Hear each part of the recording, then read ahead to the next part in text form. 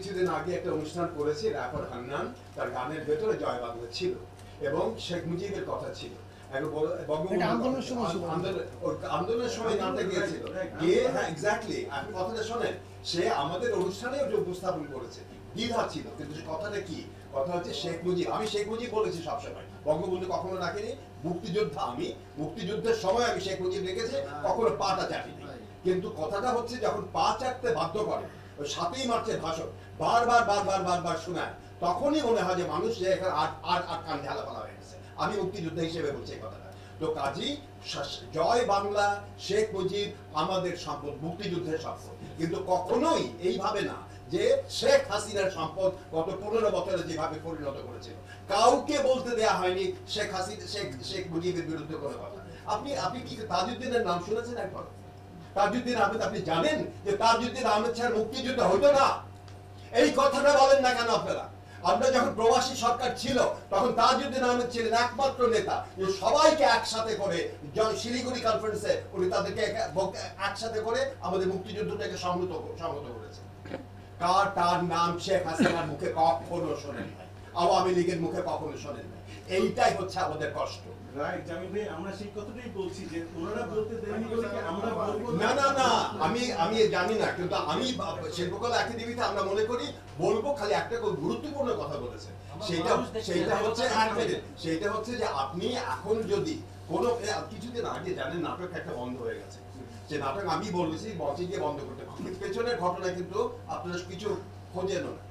এক দলের এক অভিনেতা, এক সংগঠক, সে আমাদের কিছু উপদেষ্টাদেরকে নিয়ে মুজিব টুপি পরিয়ে বলেছে এরা রাজাকার, জিন্না টুপি পরিয়ে বলেছে এরা রাজাকার ধরিয়ে দিই। এই পোস্টারটা গেছে, তারপর অনলাইন এটা আমাকে দেখানো হওয়ার পরে আমি বলেছি না, তবু এই দলের নাটক করতে দেওয়া উচিত, কারণ পুরো দল না, ওই দলে আরো 10 জন 20 জন আছে যারা আন্দোলনে অংশগ্রহণ করেছিল। এই জন্য আমি বলেছি অবশ্যই করবে। এইটা কিন্তু কেউ বলবেন না, ওরা যে করেছিল দেশ নাটক, যে ওইখানে নাটক করেছিল তার কারণটা ছিল জামিল আহমেদ ইনসিস্ট করেছে ওকে দিতে হবে। এখন দেওয়ার পরে যখন আমি একটু দেখানো হয়েছে স্যার যে দেখেন এটার জন্য গন্ডগোল হতে পারে, আমি বলেছি ওভার বাড়ি, কিন্তু মত প্রকাশের স্বাধীনতা আছে, এখানেও দেশ নাটকের 10 জন আছে অন্তত ওকে যারা আন্দোলনে অংশগ্রহণ করেছে। তারপরেও যখন বাইরে থেকে গন্ডগোল এসে হয়েছে, আমাদের যাত্রা উৎসব ছিল, আমি দৌড়ে এসে ততক্ষণে চলে গেছে, আমি ওপরে গিয়ে বলেছি আপনারা নাটক করেন নির্বিঘ্নে, কিন্তু একই সাথে যে ছেলে করেছিল তাকে বলেছিল এটা খুব কুরুচিপূর্ণ একটা পোস্টার করেছে। আপনার যদি সত্যি বলতে কিছু হয় এই রাষ্ট্রের কোথায় ব্যর্থতা, একটা নাটক করেন, নাটক করে উপস্থাপন করে বলেন কোথায় ব্যর্থতা। আর আপনারা এত ব্যর্থতার কথা বলেন। আমি মুক্তিযুদ্ধের পরে 71 সালে আমি বাংলাদেশ দেখেছি, 72, 73, 74, 75 কি অবস্থা ছিল বাংলাদেশ। আপনারা বারবার বলছেন এই রাষ্ট্রের কথা, যে এখানে এই আমাদের যে বর্তমান যে রাষ্ট্র তাদের যে কেয়ারটেকার গভর্নমেন্টের কথা বলছে। আপনারা কি জানেন কতগুলো থানা লুট হয়েছিল বদরুদ্দিন ওমর পরে? আপনারা কি জানেন কিভাবে আওয়ামী লীগের নেতারা দেশ থেকে লুট করেছিল 72 থেকে 71 থেকে 75 পর্যন্ত? বদরুদ্দিন ওমর পরে, বদরুদ্দিন ওমরের কাছে একটা তথ্য দিয়ে তোলা আছে যে ঘটনাগুলো কিভাবে ঘটেছিল। এই হচ্ছে গিয়ে শেখ আপনার মুক্তিযুদ্ধের পরবর্তী ইতিহাস। দিনে দিনে আমরা মুক্তিযোদ্ধারা গাড়ি হাইজ্যাকিং করেছে, এই খবর ভুলে গেছেন আপনারা? আচ্ছা, আর নারীদের কি তুলে নিয়েছে। এখন আমার মূল কথাটা হচ্ছে যে কথাটা হচ্ছে যে কাউন্টার ন্যারেটিভ এখন তৈরি করা খুব দরকার। সেই কাউন্টার ন্যারেটিভের জন্য আপনারা ভুলে যেন না যে আগে কি হয়েছে।